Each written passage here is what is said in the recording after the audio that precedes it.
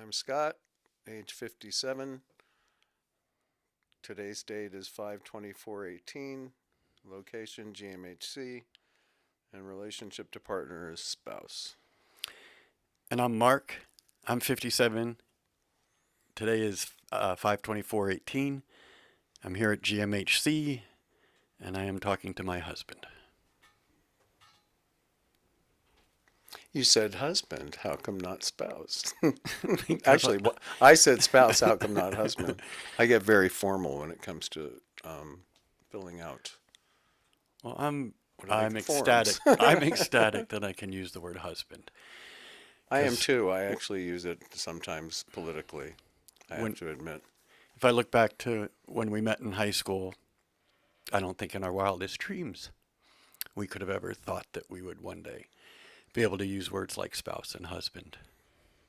I So, started using it I started using it long before we got married when uh, my sister used to get, well, if he's a husband and you're a husband, and I'm like, I don't have to explain this to you.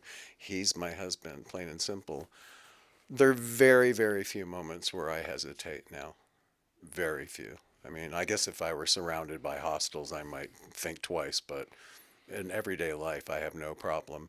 The other thing I love about New York, I remember going in the hospital. I don't know if it was my hip or my lung thing, and saying, "This is my husband" to the person, and she went, "Next question." She didn't even blink an eye. So I'm glad we live here. So what was it like growing up as a pastor's son? Um, it was different for me than for a lot because for most of my childhood, my dad wasn't in a parish, and I think sometimes the more difficult, challenging time is when your father, and at that time it was all men, now it's women, but when your parent is up there and everyone in the congregation is looking to you in some sort of either expectation or judgment or something. But my dad was doing non-parish work at the time, so we were members of parishes, just you know, congregations along with everybody else. But it was funny because my sister would always try to keep it a secret, and then she'd get mad at me because I was a little bit more open with the information, and then people would find out that he was a pastor. I remember in junior high school, one girl said, "Oh, do you have a crucifix in every room or something?" And now we But do. but and we had there's a lot of things I'm thankful for, even though at times it was a challenge, but there's plenty to be thankful for in terms of what my parents gave me in terms of growing up. But when we first met, I don't know at what point maybe you learned that I was a pastor's kid, but you also made our home in high school a home away from home for you.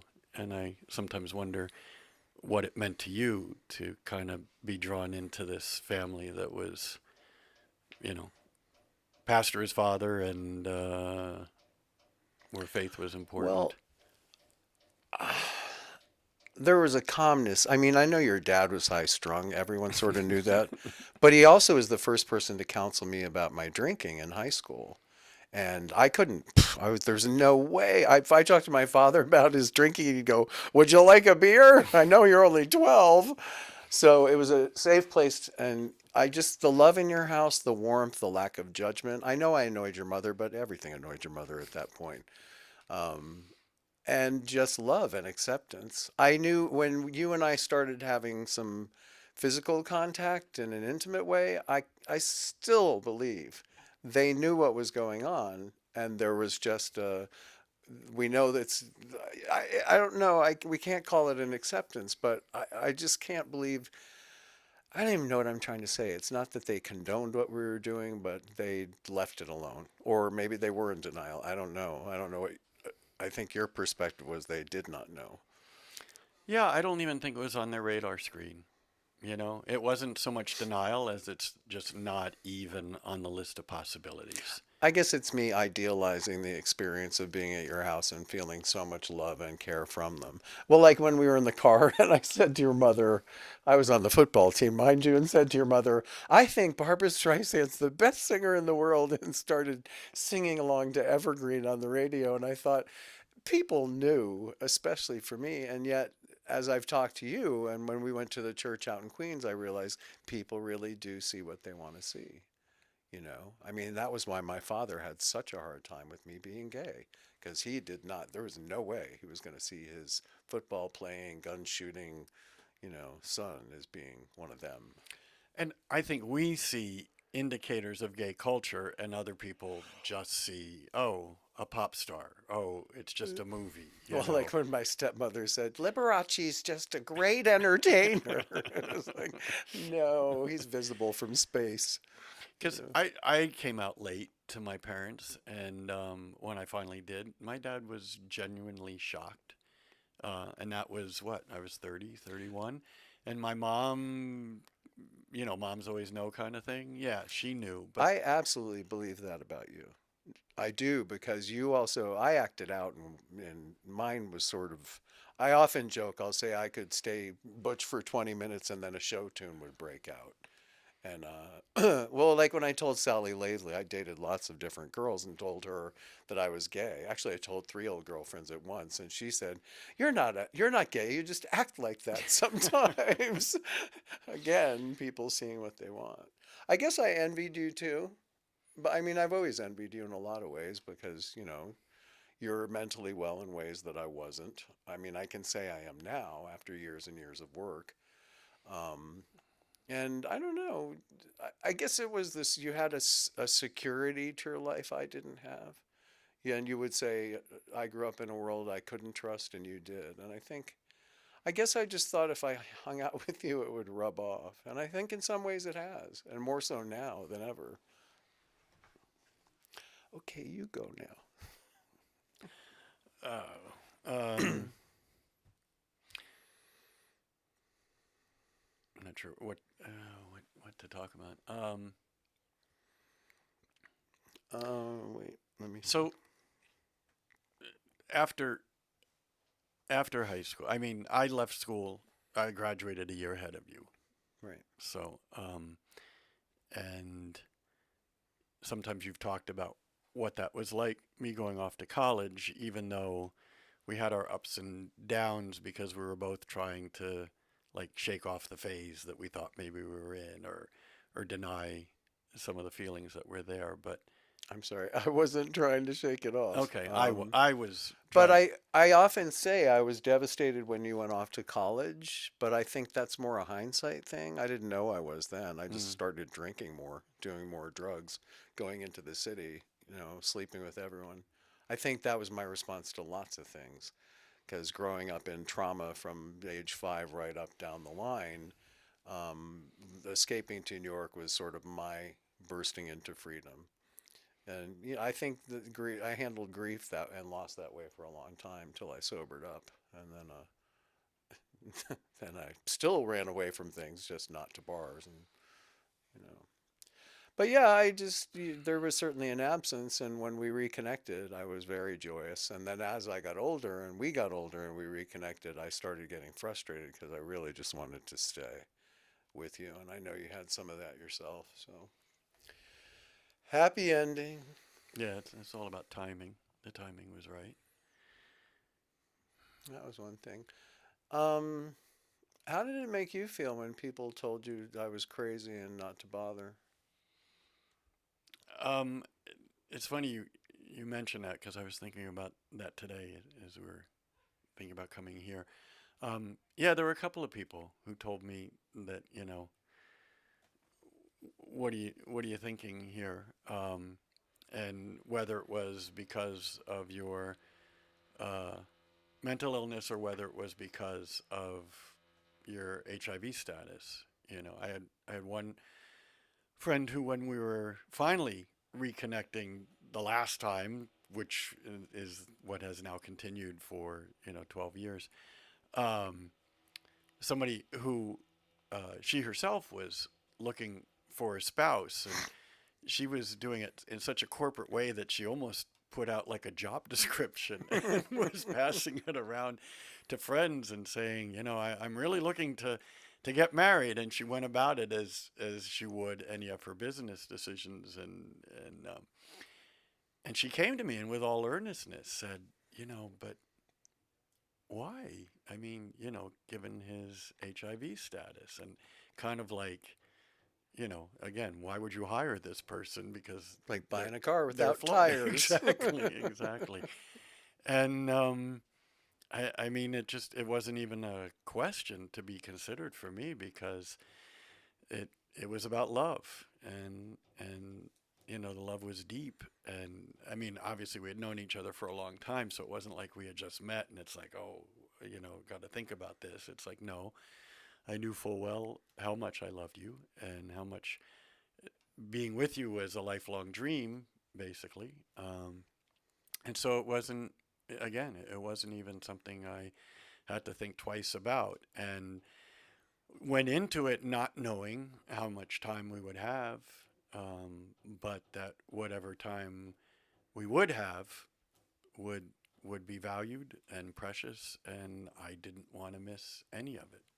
So, so that it was a no-brainer for me, but it's not about my brain; it's about my heart. So, Well, it wasn't as easy for me, you being in the clergy and all. My friends just didn't want me to marry a Christian.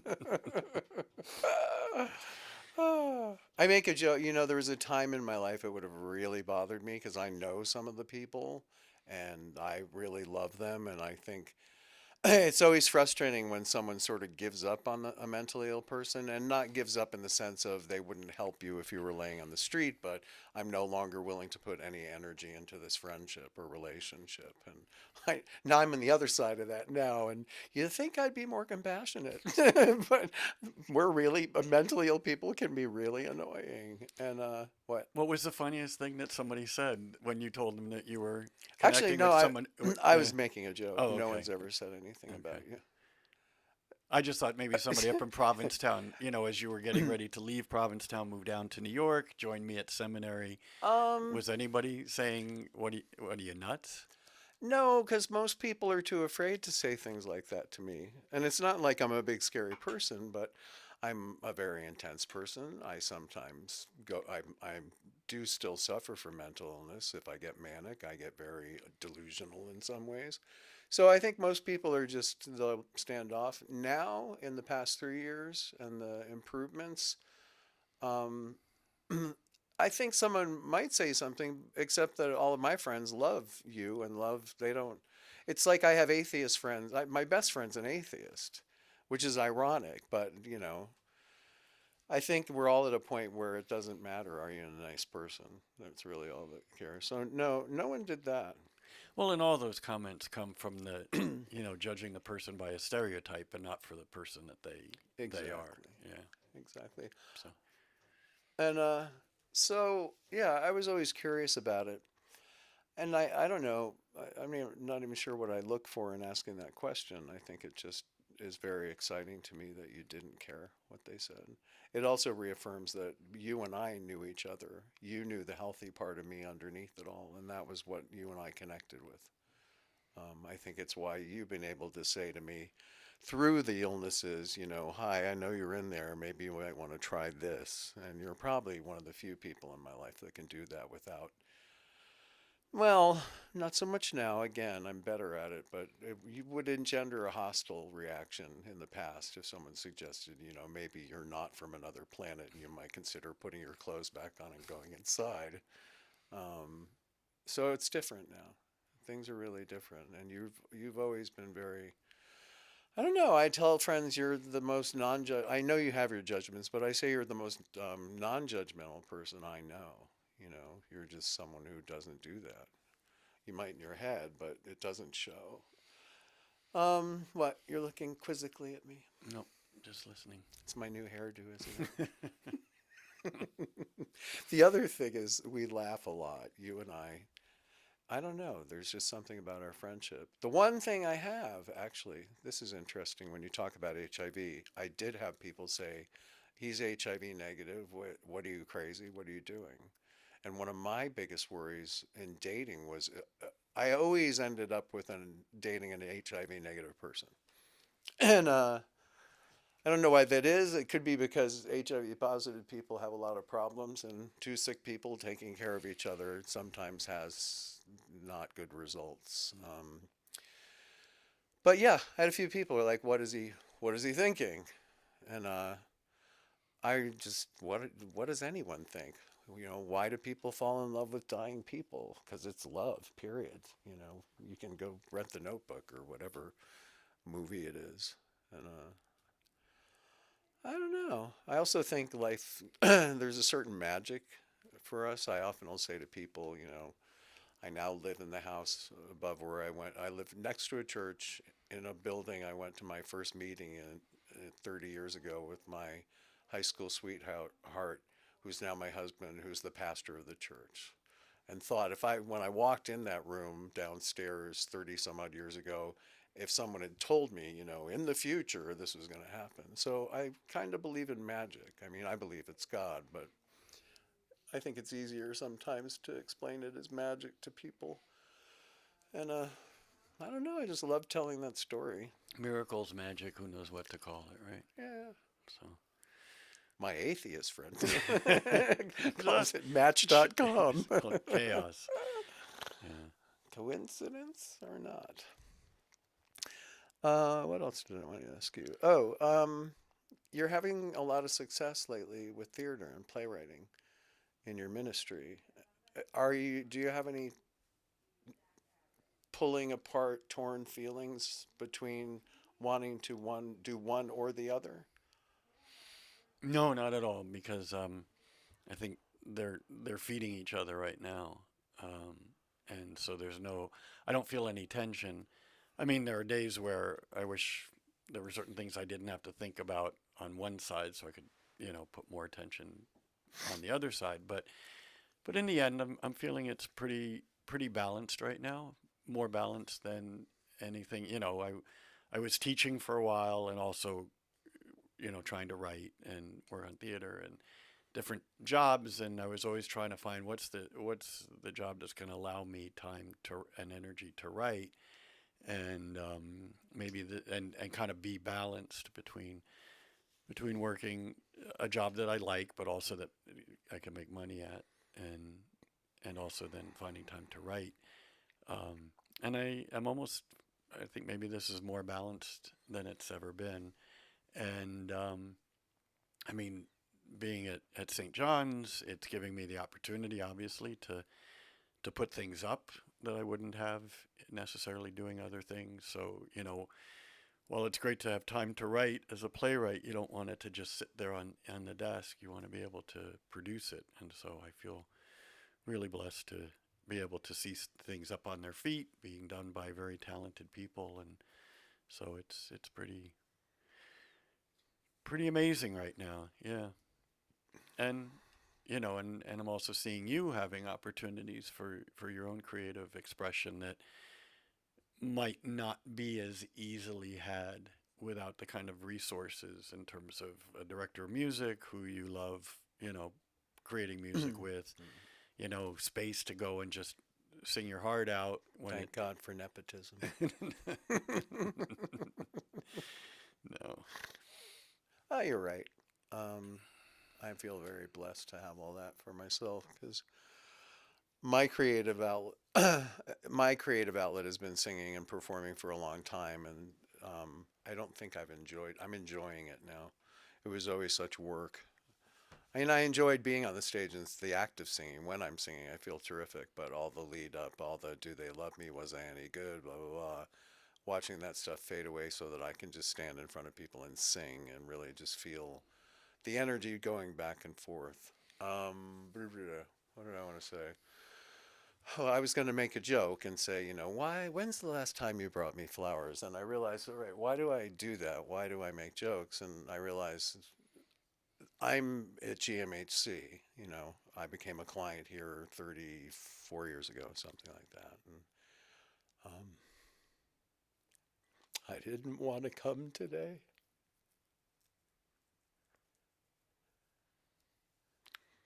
A lot of memories. Well, it's not just that. The guy that sat down in the lobby next to me and said, white gay men made this place, and these people shouldn't be here, and Mm. it's not our place, and Mm. drug addicts, and blah, blah, blah. And I sat silently, as you noticed. I thought, this is not a time for an act up, act up situation. This person is clearly, suffering from some sickness, and the same time, it's a tune I hear a lot, and it's always been there since the beginning. And I remember being a part of it. We, Richard Dunn, Tim Sweeney, myself, we went to a meeting for the New York State AIDS Network, which had just been put together. Paul Kawato was involved. We went up to Niagara Falls, and it was at that time, I believe, they decided to underline the H and make it health crisis. Tim Sweeney and I broke down into a small group, and there was a woman named Clotilde Gamble, who I will never forget, a black woman, African American woman, and I said, she can't hide the fact that she's black, but as gay men, we can hide it. At which point Tim said, "Oh, please, Mary." But, all this stuff comes up, and walking in, seeing their photos, and it's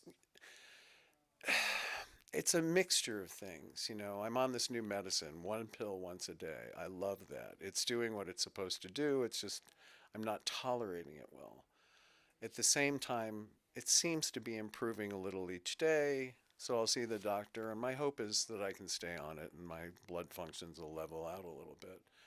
But, I think of so many people I'd like to give this pill to.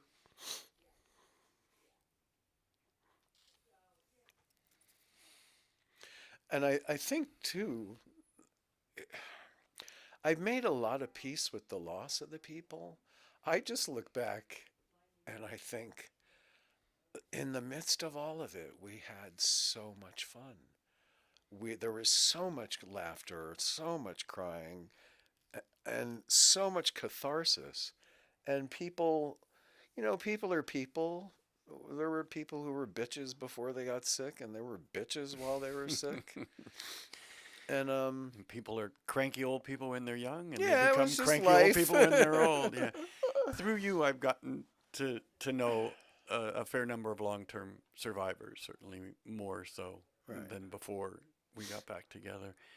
And and I marvel at how wonderfully healthy you are emotionally, spiritually, um, just through it all, you keep a positive attitude. I don't see the anger in you that I see in others, and I don't in any way judge them. I mean, there's a lot to be angry about, So I guess more it's what is it that helps you cope and and just kind of live the life that you're living, which at times I don't necessarily see in other people. I know the answer to this one. Even in the height of the epidemic, here I had left GMHC and gone to a place called Multitasking Systems, which was another AIDS organization. And someone died at the copier. My boss had chaos on his brain, and the board didn't want to tell me. And he started acting erratically. And all people would say to me, "How do you deal with this?" And I'd say, "Oh, this is after my childhood. This is a breeze." And I think there is a bit of that. And I always credit my father because there was so much trauma, but he got us in the divorce. He got custody on weekends, and he would take us to church and the latest Disney movie. And the message I was getting from him was that, someday your prince will come. Well, not that message, but, everything will work out, typical Disney thing. And, I'm not naive. Life isn't always like that, but there are times when it does. And certainly I know now if you put a real effort into things, you can create something close to that. And I don't know, just a physical connection. People have loved to hear me sing for years. I love to hear me sing. It's not even that I love the sound of my own voice, I love the way I feel when I'm singing. That's always been my connection to God, usually when I'm alone. Because alone, I don't worry about how do I look? Am I being fluid on stage? Am I getting the point across? I'm just singing. In the woods, usually, is when it happens. And I don't know, I've seen a lot of magic or coincidences and things in my life that couldn't be described by anything here. It's a little complex when you're mentally ill, though, because during a high mania psychosis, the veil does get thinner because of the energy. I'm sure they're not spending money to do studies on those things. There are books that I've been reading, theorizing. And then bona fide spiritual experiences, being able to do, feel, and see what you couldn't do on your unaided will alone. I'm quoting a book. Or they have some of the same elements. So definitely those things. I certainly see you using music. I also see you using meditation, and not necessarily religious based meditation, but No, just affirmation, affirmations, healing. positive reinforcement. Yeah. Well, and Will, trained me to turn negative thoughts into positive thoughts. And, you know, I struggled and resisted. And then after just being agreeable and teachable and doing it, I really started to see that if people said to you, "How are you?" and instead of saying, "Well, my elbow hurts and the doctor, blah, blah, blah," just saying, "Great," thinking of the things that really are, you've got a place to live, you have food, you have a cushy bed, you are healthy today, you're reasonably happy. By saying great and doing it enough, even during the day, by the end of the day, you feel great. And it seems simple and hokey, and it's not. I think I've reprogrammed a lot. I think where God and um, what I choose to call God comes in is the energy is there, the power is there to do those things. That's the part of the spiritual experience of I can do these things, and I often will be like, where is this coming from? Being able to do self care in a whole new way, to actually listen to the nutritionists and not eat the bad food. Where does that come from? It's the same if I'm working with someone who is trying to stop drinking or doing drugs. How do I give to them quickly what I've learned over time? The answer is you don't. People do things at various speeds. Some people don't get it at all. I know that I can. Someone, I guess a therapist said, it's like a rabbit in the hole. You lay the carrot outside the hole and let the rabbit come out to the carrot. You don't go yelling down the hole. So, I don't know. I covered a lot of ground and now I'm lost somewhere off there. How does it feel? Oh, go ahead. No, go ahead. Well, I want to ask if we can talk about something, and The 19th? feel free to Yeah, say go no. ahead. Is that okay? Yeah, it's fine. I feel worse about what you went through. So, Honestly, I feel worse we about should what you went through. make reference. And 10 years ago, you attempted suicide with an overdose, Hmm. and it came at a time when I had just graduated from seminary. We were looking about to move Hmm. because I was going to be going to the first parish that I would be serving after school, and I was out in Queens Village. And a couple of weeks before we were scheduled to move, it happened. And I've always said, and I will say it over and over again, there was not anger. I wasn't, I don't carry resentment about it. I don't see it as something done to me in any way. But in the same way, in just the last year, and I don't know why, but for some reason, I'm talking about it a little bit more openly. There were two gatherings with colleagues that I've been on now in the last year where I openly told the story in in a public way, not just one on one.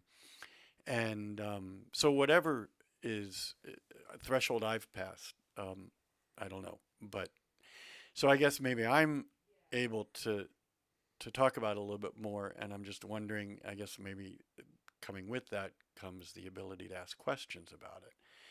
And I guess you've talked about it, but maybe I am always hoping to learn something new.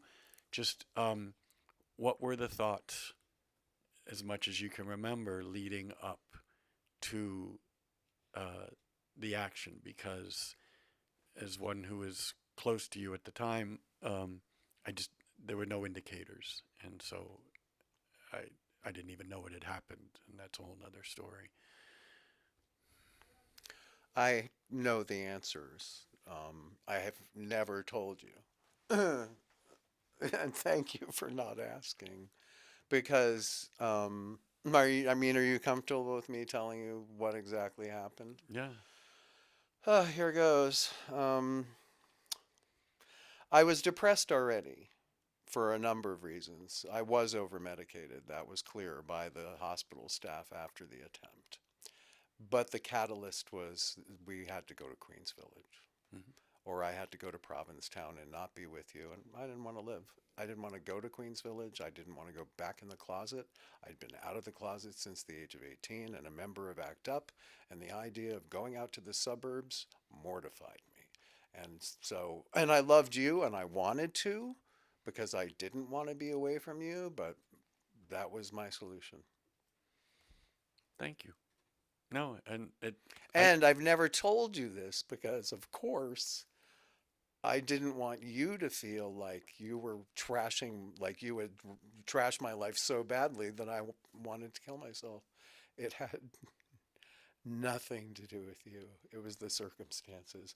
And worse than that, I thought that I was going to have to go to Provincetown and then I was going to be really mad at you and then I was going to sleep with someone else, possibly get drunk or use drugs or kill myself there.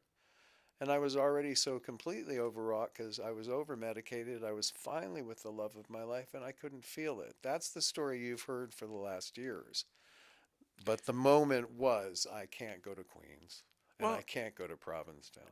and And I and just figured you knew that and you never well, just you asked had me. hinted that, and you had talked about, you had found a really safe community in the seminary. It was a very receiving community that,